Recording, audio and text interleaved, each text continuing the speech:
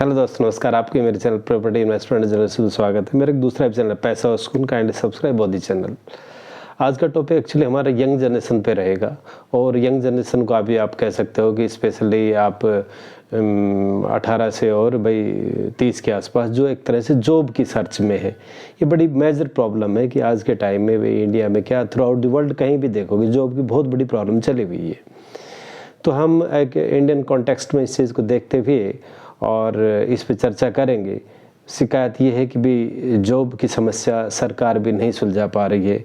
काफ़ी प्राइवेट्स हमारे job create हो गए तब भी बड़ी प्रॉब्लम चल रही है और एग्रीकल्चर का जो है उसमें इतना आउटपुट नहीं है और उसकी इतनी ग्रोथ भी नहीं है कि एक तरह से सस्टेन किया जाए। सभी के पास लैंड भी नहीं है कि भी उसमें एम्प्लॉयमेंट को सर्च किया जाए। तो इस पे थोड़ा सा हम एलोबरेट करेंगे कि भी कहाँ का जॉब अपॉर्चुनिटी है और किस तरह से एक जो यंग जनरेशन है उस जॉब की तरफ जा सकती है। देखो, मेरे कई वीडियो पहले भी एक तरह से लॉन्च हो चुके हैं और उसमें आपने देखा होगा कि मैंने तो यही कहा है कि जैसे आपकी एजुकेशन ख़त्म होती है और एजुकेशन ख़त्म होती है अपने जॉब को सर्च करो, विदिन 3 ईयर्स आप सेट हो जाओ। कई बार क्या होता है कि लोग अपनी चॉइस के चक्कर में या किसी और वजह के हिसाब से या भाई कोई हाई टारगेट रखने की वजह से और ये चीज़ को नहीं कर पाते हैं और पिछड़ जाते हैं और उनको जॉब नहीं मिलता है। तो उनका सॉल्यूशन क्या है? पहली बात ये है। दूसरी बात यह है, कुछ एक परिवार ऐसे होते हैं जो इकोनॉमिकली बड़े डाउन टोडन्स होते हैं, जिनको ज़्यादा वेट नहीं होता है, इवन जिनको तो पढ़ते पढ़ते भी कोई जॉब चाहिए सो दैट उनका घर का काम भी चल सके और छोटा मोटा जॉब भी कर सके।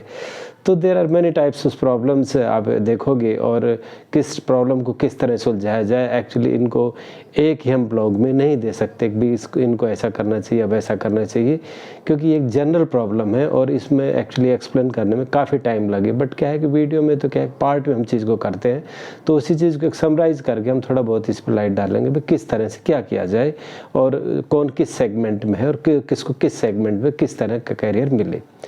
तो सबसे पहले तो मैं ब्रीफ में ये कहूँगा वेरी शॉर्टकट में, जिसको अगर लेंथी डिटेल्स चाहिए तो वो भी आप कमेंट्स में इस तरह के क्वेश्चन पूछ सकते हो और एक कंसल्टिंग गाइडलाइंस ले सकते हो भी किस तरह से हम आगे अप्रोच करें। तो सबसे पहले मैं ये बताऊंगा कि भी देखो, एक जनरल चीज़ तो ये है कि दो ही सर्विसेज है, गवर्नमेंट और प्राइवेट नौकरी। गवर्नमेंट में क्या है कि भाई सेंटर में एसएससी और यूपीएससी है। अब आपको समझ नहीं आया कि भी एसएससी क्या है यूपीएससी क्या है, तो kindly give on the comments और भाई have a consultancy so that I will explain everything. तो जैसे गवर्नमेंट में हमारा एसएससी होगा और यूपीएससी होगी, इसी तरह स्टेट में भी एक तरह से रिक्रूटिंग बॉडी है और गवर्नमेंट्स के बहुत से एक तरह से इंडिपेंडेंट डिपार्टमेंट्स है, वो भी अपनी साइट पे और भाई जॉब वैकेंसीज डालते रहते हैं और उनमें साइट्स पे लिखा रहता है भाई प्रोसीजर क्या है, किस तरह को आपको अप्लाई करना है और किस तरह से इस ऑर्गेनाइजेशन में आपको एंटर करना है। उनकी जॉब साइट पे सारी इन्फॉर्मेशन अवेलेबल है। अब आ जाते हैं प्राइवेट की तरफ। प्राइवेट में क्या है कि भाई जितने एंटरप्रेन्योर्स हैं, एक्चुअली यहाँ पे इंडिया में आप देखो hire and fire policy. Hire and fire policy का मतलब क्या होता है कि मालिक को पसंद आया तो वो अपने कंपनी के लिए किसी बंदे को रखेगा। अगर उसे लगता है कि भाई ये मेरा ठीक ठाक काम कर रहा है तो ही विल कंटिन्यू। अगर वह 1 महीने का नोटिस देगा उसको आउट कर देगा। कहीं कहीं 3 महीने का है, कहीं कहीं 1 महीने का है। इसी तरह एम्प्लॉय को भी पूरा वो है फ्रीडम है कि वो भी 1 महीने या 3 महीने का नोटिस दे के और वो एक तरह से अपने जॉब से वॉकआउट कर सकता है। कंपनी को कह सकता है कि just I will not work further. तो इस तरह से दोनों को एक तरह से इंडिपेंडेंट अपॉर्चुनिटीज़ है, वो जब भी चाहे जॉब छोड़ सकते हैं, जब भी चाहे जॉब छुड़वा सकते हैं। तो इस हायर एंड फायर पॉलिसी में ये है कि भाई मैक्सिमम जो एम्प्लॉयमेंट है वो एक तरह से इस प्राइवेट सेक्टर में ही है। गवर्नमेंट सेक्टर में बड़े लिमिटेड ही नौकरियां रह गई है, धीरे धीरे कम हो रही है। एक्चुअली ऑटोमेशन जैसे ही हो रहा है और गैर गवर्नमेंट की पॉलिसी जिस तरह से गवर्नमेंट चाह रही है कि भी हमें ओनली सुपरवाइजिंग स्टाफ चाहिए, अदरवाइज सारा काम हम आउटसोर्सिंग से करें।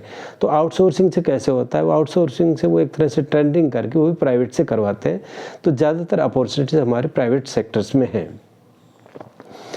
अब प्राइवेट सेक्टर में जॉब को किस तरह लिया जाए, तो सबसे पहले तो मैं ये बताऊंगा कि भाई किसी तरह मतलब किस तरह से आप जॉब सर्च करें। तो जॉब सर्च के मामले में आप अपने प्रोफाइल को एक तरह से अपडेट करते रहे ऑनलाइन और अपलोड करते रहें।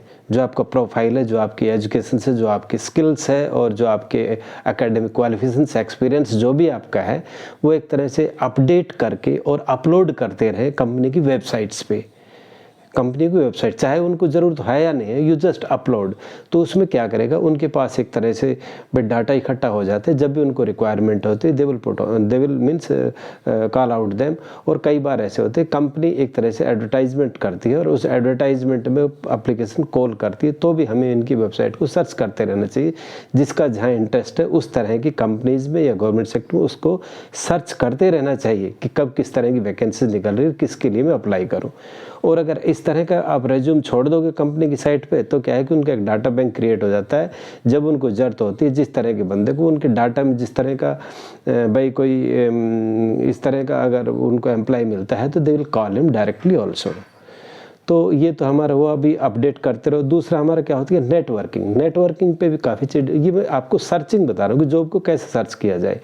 दूसरा आता है नेटवर्किंग। नेटवर्किंग में क्या है कि आपके जितने रिलेशंस हैं, जो आपके प्रोफेशनल जानकार हैं, तो उनको आप अपने स्किल और भाई एजुकेशन, एकेडमिक क्वालिफिकेशन, इस तरह का उनको इन्फॉर्मेशन दीजिए और उसमें आपको एडवाइस और रेफरल देंगे। तो उसके हिसाब से आप उनमें उनके रिकमेंडेशन से, उनके रेफरल से, उनके एडवाइस से, इस तरह से आप एक तरह से भाई किसी जॉब अपॉर्चुनिटी को प्राप्त कर सकते हो। तो ये हमारी आती है कि नेटवर्किंग। तो नेटवर्किंग में स्पेशली पर्सनल प्रोफेशनल जो लिंक्स होते हैं वो एक तरह से लीवरेज मिलता है और उस हिसाब से उनको जॉब मिलता है। तीसरा होता है कि भाई रिक्रूटिंग एजेंसी। आप क्या करो कि भाई रिक्रूटिंग एजेंसी जो भी होती है उसमें अपना लेटेस्ट जो प्रोफाइल है, जो आपकी भाई स्किल, एक्सपीरियंस और जो एकेडमिक क्वालिफिकेशन, उसे अपलोड करते रहिए। तो क्या है कि जो रिक्रूटिंग एजेंसी है वो एक तरह से आपको, आपके प्रोफाइल को देख कर किसी भी जॉब के लिए कहीं भी जहाँ भी उन्हें ज़रूरत होगी तो दे विल कॉल यू। और इस तरह से एक तरह से आप उसमें भाई जब आप अपलोड करोगे तो कंपनी को जैसी ज़रूरत होगी तो they will call you. Last point number होगा भाई इन्फॉर्मेशनल इंटरव्यू।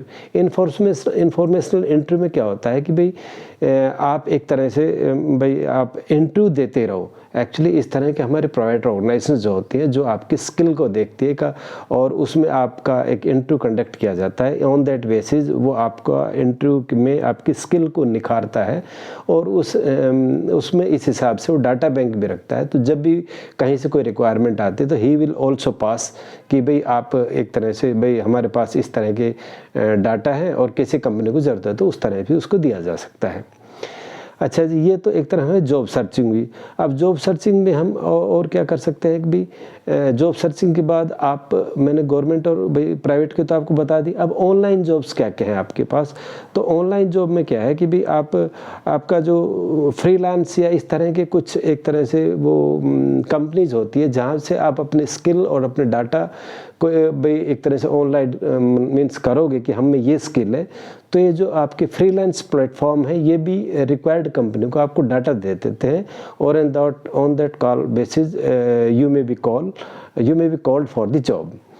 तो ये हमारे जो एक तरह से ऑनलाइन हम किस तरह कर सकते हैं। तो नंबर एक तो होगा फ्रीलांसिंग सिस्टम। फिर जैसे एक सेकंड पॉइंट जैसे ट्यूटरिंग वगैरह, आप में अगर ट्यूटोरियल स्किल है तो क्या है कि ट्यूटोरियल बहुत सी एजेंसीज़ हैं। ट्यूटोरियल जैसे इस तरह कॉम्पिटेंस का लगा लो या उस तरह school academic qualification academic institutions वगैरह, इनको भी रिक्वायरमेंट पड़ती रहती है। और ये भी एक तरह से भाई अच्छा मटेरियल इनको चाहिए बच्चों को पढ़ाने के लिए।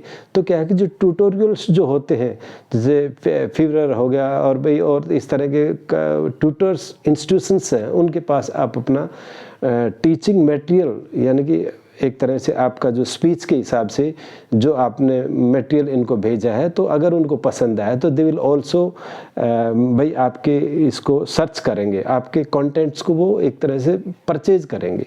तो आप उसको भी अपना सेल कर सकते हो कंटेंट। तो ट्यूटोरियल एक तरह से हम आपको कह सकते हैं। फिर एक तरह से ऑनलाइन में क्या होता है, कई बार क्या होता है बड़ी बड़ी कंपनियां जो हैं सर्वे करवाती हैं। तो सर्वे में क्या होता है कि कंपनी खुद तो कर नहीं सकती, तो छोटे छोटे अपने सेगमेंट से बांट देती है कि इस सेगमेंट में ये कंपनी, इस सेगमेंट में ये कंपनी। तो अगर आप स्टैटिस्टिक का अगर बैकग्राउंड है तो आप एक सर्वे टीम में भाग ले सकते हैं और उस तरह से भी आप उसमें पार्ट टाइम जॉब कर सकते हैं। तो ये तो हमारा भाई एक तरह से ये हो कि भी सर्वे वगैरह कंडक्ट किया तो आप उसमें पार्टिसिपेट कर सकते हो। तीसरा जैसे कि भी आप अपने प्रोडक्ट को सेल भी कर सकते हो ऑनलाइन। जैसे कोई भी आपके पास प्रोडक्ट्स है, कोई भी आपका किसी तरह का कंटेंट्स है या कोई भी सामान वगैरह है, तो आप अमेजन, ईबे और इस तरह के कंपनी में आप अपना प्रोडक्ट, जैसे मान लो आपके पास कोई भाई आपकी कोई शॉप है, कोई दुकान है या जो भी कुछ है, तो उसमें क्या करोगे, सेलिंग के लिए ऑनलाइन अगर आप करोगे तो अमेजन को हायर कर सकते हो, ईबे को हायर कर सकते हो। इस तरह आप अपनी सेल बढ़ा सकते हो। तो ये हम ये कह सकते हैं एक तरह से सेलिंग ऑफ द प्रोडक्ट्स भी ऑनलाइन इस तरह की चीज़ें पॉसिबल है। तो दूसरा बात क्या है कि आप कंटेंट्स क्रिएट करके, सपोज करो आप में बहुत अच्छा ज्ञान है और आपको बहुत अच्छी नॉलेज है, तो आप कंटेंट क्रिएट करो और एक कोर्स का पैकेज बनाओ। That course also you can sell on the online. Suppose करो आपकी मैथमेटिक्स में अलजेब्रा में काफ़ी पकड़ है, तो आपने अलजेब्रा का आप 10th का लगा लो, 10th का अलजेब्रा या 12th का अलजेब्रा आपने क्या किया, सारे जो चैप्टर्स है बहुत अच्छी तरह आपने क्वेश्चन वाइज क्वेश्चन और इस तरह को एक्सप्लेन किया है। या आप किसी भी और उसमें चला जाओ, भाई साइंस का होगा, जैसे बायोलॉजी होगा, आप फिजिक्स केमिस्ट्री जो भी किसी भी एक चैप्टर को आपने लेके एक कोर्स बनाया, तो उस कोर्स को क्या है कि अब बहुत अच्छा अगर मटेरियल अंडरस्टेबल हुआ तो मार्केट में जो जिसको रिक्वायर्ड है वो आपको परचेज करेगा। तो इस तरह से आप कंटेंट्स, इस तरह से आप एक कोर्स क्रिएट करके भी ऑनलाइन सेल कर सकते हो। तो ये हमारे जैसे कुछ पॉइंट ये था कि इसमें आप ऑनलाइन जाके और आप अपनी स्किल को एक तरह से निखार सकते हो। अब जैसे हमारा आ जाता है भाई एंटरप्रेन्योर के हिसाब से हम अपना क्या कर सकते हैं। तो एंटरप्रेन्योर के हिसाब से भाई जैसे कि मान लो आप यूट्यूब में आप अपने भाई एक तरह से क्रिएट कर सकते हो, आप अपना चैनल क्रिएट कर सकते हो और यूट्यूब में चैनल क्रिएट करके आप अपने कंटेंट्स को आप अपने चैनल को मोनेटाइज कर सकते हो। तो मोनेटाइज करके और भाई आप यूट्यूब से पैसे कमा सकते हो।